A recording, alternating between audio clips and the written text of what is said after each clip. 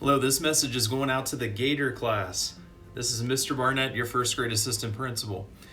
I just want to say thank you. In the hall today, I noticed you all were doing a great job remembering how to travel in our hallways and walking, many of you with your quiet signs up, and doing a great job following Mrs. Carlin's directions and her expectations. And then I was notified that you guys had a letter for me, and I just wanted to say thank you. I've read these letters together, and it appears that you guys really enjoyed when I came to your class to read a book to you. And I just want to thank you for all your words here and for all the work you put in. Some of you mentioned, Gators, that you enjoyed reading The Dot, so you enjoyed that book. And The Dot was all about being flexible, okay? And there's this movement or kind of a dance that goes with being flexible that I like to do, where you try it one way, and if it doesn't work, you try it another way, and then you go another way, and that's how you move with being flexible. So The Dot taught us a lot about being flexible, and it's a great story because we learned how to make dots. And Vashti learned how to make dots not just one way, but many different ways. And she made quite a splash at her art show where people were amazed at her dot making. Some of you said, well, first of all, you invited me back. I would love to come back, Gators, to read to you guys here in the new year in 2023. And I've got some stories here that I'm going to show. And just to kind of get you thinking about what you'd like for me to come back and read to you about as far as Comic Kid goes. Some of you said, let's read about empathy next time. Some of you said you really loved reading about flexibility. I think somebody on this last page talked about, will you please read about optimism? Well, the answer is yes, yes, and yes. I would be thrilled to come back to your learning community, back to the Gator Room, which is such a great place to learn and grow.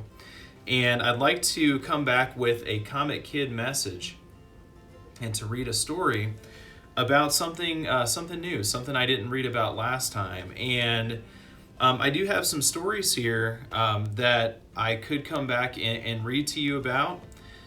There is Peter's Chair, which is a story of a kiddo. Peter, one of my favorite characters. And Gators, he has to be resilient. He has to bounce back because he has a new sister. And it's a little tricky. And he's feeling a little bit sad about that at times, but you can hear in this story about how Peter demonstrates resilience and his power to bounce back and be Comic Kid resilient. That's one story that I could come read to you. There's also the classic story of Corduroy, which is a story of a friendly, funny bear, and his story of positive thinking and upward words and positive words, and the power of optimism.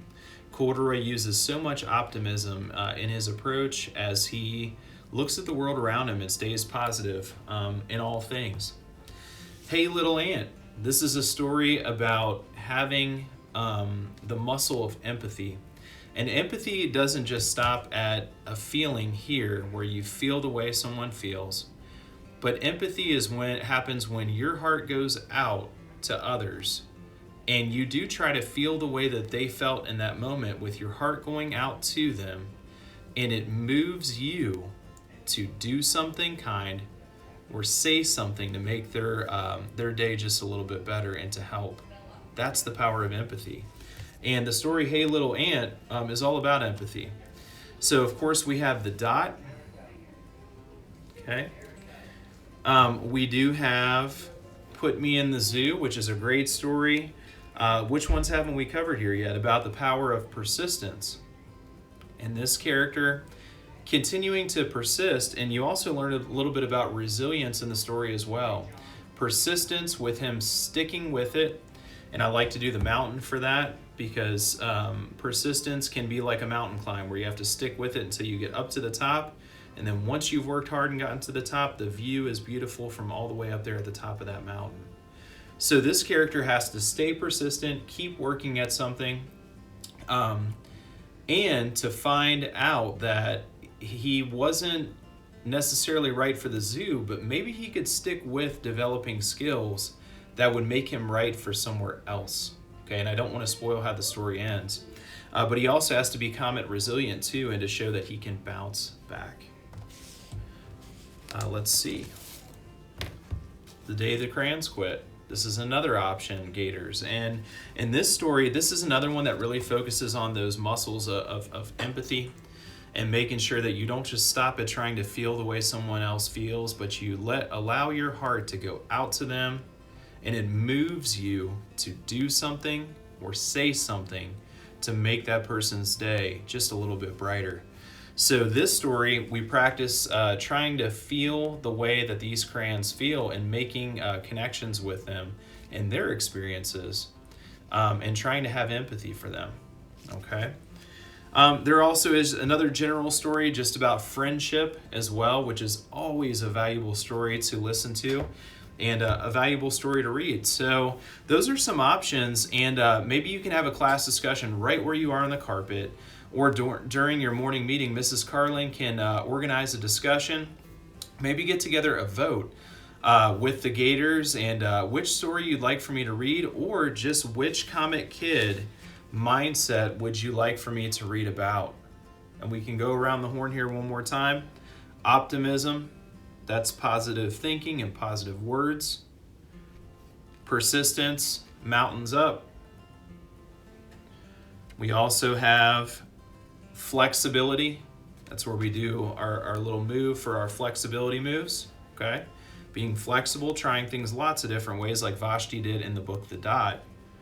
Empathy, it's where your heart goes out to do something or say something to make somebody's world a better place.